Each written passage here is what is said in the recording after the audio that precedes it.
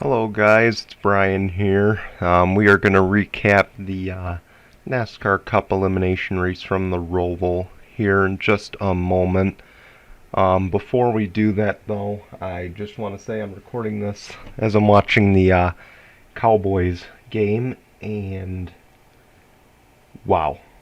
I will tell you, I have never been a fan of Dak Prescott, but Um, whether or not you support the Cowboys or you hate them as much as I do, please say a prayer tonight for Dak Prescott.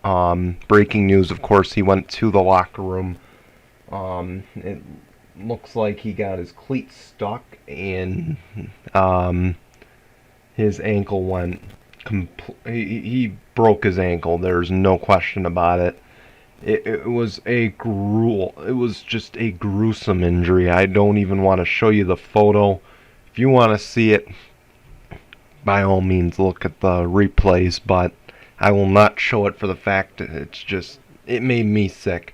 I guess if I'm going to recap anything like that, it was almost similar to what I did to myself 2 months ago. Those who are in the Discord maybe have followed along with GCN presentations.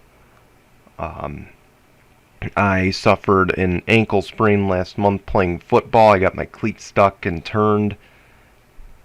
Basically the same thing Dak did, but not as extreme. I mean, he was full speed getting tackled, and it just turned, and it looks like the defender came down on him, which unfortunately was incidental. It wasn't on purpose by any means. There didn't look to be any intent with it. So my prayers to Dak Prescott. I hope this is not serious, but based on what I saw on the live stream or on the live TV broadcast, it doesn't look great for him right now. Just keep him in your prayers, and hey, that's just keep him in your prayers. That's all I gotta say. Anyway, let's get on to the race coverage now. Of course, we watched the Roval race. We thought it would be a full-on rain race where we'd be running rain tires, possibly still running at this hour. I'm recording at 7 o'clock right now. We thought for sure we'd be still running at this hour. We are not, thankfully. But that would have been cool seeing the Roval at night. Chase Elliott, though, he got his 4th straight road course win. He ties Jeff Gordon for the most road course wins consecutively. He is 2 off the mark from Jeff Gordon right now, who has 6 career road course victories. So, congratulations to Chase on that win. I will say, as I recap, of course, early on they started out in the rain, and it looked like, to me, Boyer had the best car of anybody, but bad luck Boyer strikes again, gets caught up in traffic in I think at the beginning of the 3rd stage, and he just damaged something. I think I heard he broke the power steering, possibly something in the radiator. He was able to continue. He managed to crawl back, but he got eliminated, unfortunately. Tough break for Clint. To be honest, the best car lost that race because he, by far, in my opinion, was way faster than Chase Elliott was. And I think he could have won that race had he not gotten into that accident. It's just the story of his year so far. He's had some fast cars and unfortunately has not finished the deal. Same with Chase Elliott. He's had some fast cars this year, just not able to finish the deal. So you got to feel for the both of them. But Boyer's had the worst luck out of the both of them, obviously. And you got to feel for him. The other big storyline was Kyle Busch getting eliminated in the round of 12. He is the first defending champion to go out as early as the round of 12. So I don't think, personally, and I will tell you, for me it wasn't a surprise. It really wasn't a surprise to me that he got eliminated. mean, you look at just how poorly he's run sometimes. They just haven't shown speed all year. They had a 21-point cushion. They made some questionable decisions to in this race. I mean, giving up stage points was a big question mark. I mean, the first stage they kind of had to. I mean, there was really no water on the track with those rain tires. So, right there, I can't exactly fault them because they were going to blister those tires. They were going to do more damage than good just trying to earn stage points. So I commend Adam Stevens for that decision. But stage 2 they gave up some as well. You know, I mean, this is a race. I mean, you're 21 points out.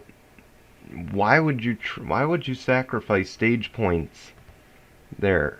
Then at the end, when the leaders pitted, everyone but Kyle Busch and 3 other Toyotas: Eric Jones, Christopher Bell, and I want to say, it was Denny Hamlin. I was going to say Truex, but it was Hamlin. So the 4 of them stay out. Everybody else behind them pits. Again, fresh tires on a road course. You're close on the fuel. Why didn't you pit there? I mean, you could have at least came home with the top 5, and maybe things could have played out different. You know, you never know what could have happened. It's the Roval. It's unpredictable. By all means, it's unpredictable.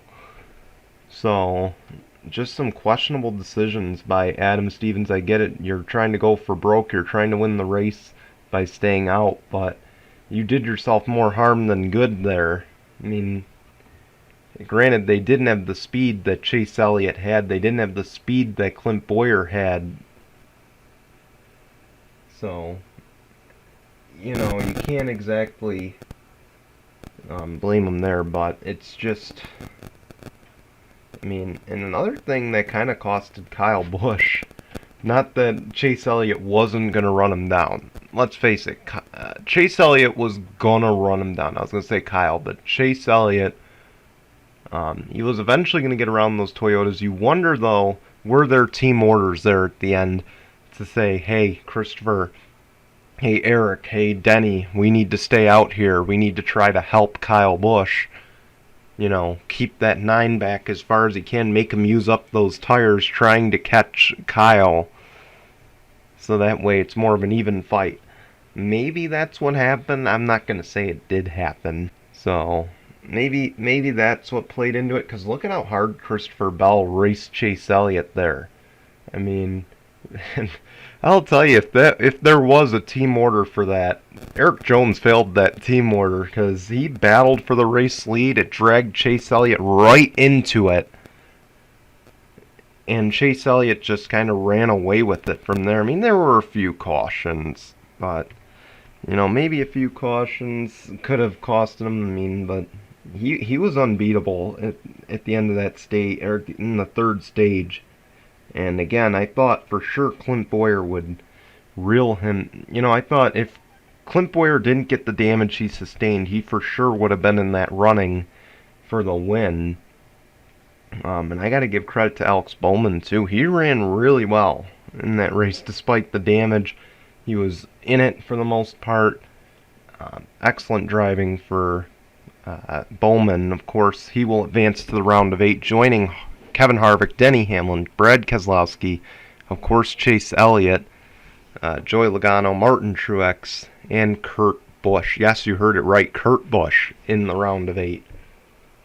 So, now the question is, who will advance to the championship for? Well, I think there's 2 very good answers for that, as far as the 2 of the 4. You know for a fact, Kevin Harvick, Denny Hamlin, unless something insane happens these next 3 races, those 2 will advance. They got enough playoff points. They're so far ahead. They're going to be advancing. Now it comes down to Keselowski, Elliott, Logano, Truex, Bowman, and Kurt Busch. I think, I mean, here's the thing. I don't know if you can necessarily eliminate Kurt Busch. I think he's going to go down. I don't doubt he's going to go down fighting because that one team, I mean, the last few races, they've been fast. They've been really, really fast the last few races. So I don't think you can necessarily rule them out just yet.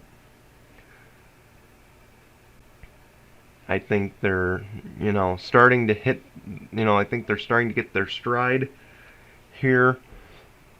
So Kurt, I think, will go down fighting. He could be a dark horse. Don't rule him out. Alex Bowman's been quick recently, but I mean, I just don't know. I mean, he's also been consistent. So I think he'll go down fighting, but I think those two get eliminated. But I like them over Logano, Keselowski, and Truex. I mean, I think they got a good chance to challenge those guys. Now, of course, we got to eliminate two more. And as I'm looking at the list, I'm not going on stats. I'm just going to look at it based on how the year has gone for those guys. I think Keselowski can advance. I mean, you got Texas, you got Kansas, you got Martinsville. I think he's got a shot at Texas, maybe Martinsville. So, maybe in those races.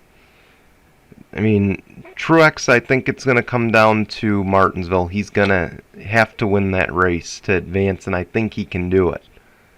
But definitely he's had some growing pains this year with that new crew chief and James Small. So, I honestly, unless he wins at Martinsville, I'd eliminate him. So, honestly, my prediction here, I mean, I think it's going to be between Harvick, Hamlin, Keselowski. Now it's between Chase Elliott and Joey Logano. And keep in mind, those two have quite a bit of history this season. To be honest, Chase, there are a lot of races he gave away. He gave away, I believe, two of the Darlington races. He gave away a Charlotte race by pitting.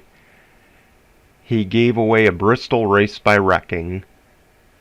You gotta imagine, had those things not happened, potentially he could have 7 or 8 wins on the year and be up there with Kevin Harvick and Denny Hamlin. This could be a top or a big 3 this season. I just don't think they've shown me the consistency.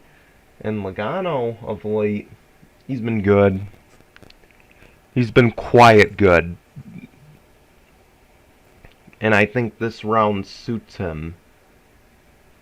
So, if I had to pick a championship 4, it's going to be the two Penske guys, Keselowski, Logano, then Harvick and Hamlin. I think Chase is heating up at the right time, just as Alex Bowman is. But those two just haven't, in my opinion, shown enough to beat those 4 guys. Now, I mean, we could have a dark horse winner at Kansas. We could have a dark horse winner at Martinsville. Kurt Busch has won Martinsville before. Alex Bowman, I mean, he's the showman. He's motivated now because he's taking over that 48 next year. So maybe, and I thought this would be a distraction for him, but maybe this was motivation. We'll see what happens as we enter the round of 8. But my prediction, of course, Harvick, Hamlin, Keselowski, and Logano will make the championship 4 at Phoenix. I won't make my championship prediction yet. You will have to wait 3 more weeks for that. Now, I guess before I go, I'll pose one more question. I guess I can ask, if Kyle Busch had advanced, do I see him as a favorite? You know, I think if it was Kyle Busch over Alex Bowman in the playoffs, I think Texas and Kansas are 2 good tracks for Kyle, so I could see him winning one of those races and advancing to Phoenix. I can't see him winning Phoenix necessarily. I think this package benefits Brad Keselowski, and I think it benefits Kevin Harvick. So I think my money would be on Harvick. But again, I'm not gonna give my full-on prediction for the championship just yet. But I think definitely Kyle Busch could have made the championship 4 if he advanced to this round. Anyway, I want to thank you for watching. Again, prayers up for Dak Prescott, who just suffered a serious injury. Be sure to like, dislike, and if you did like this video, be sure to subscribe and click that bell so you know when our videos come out here on SCN. And until next time, goodbye everyone.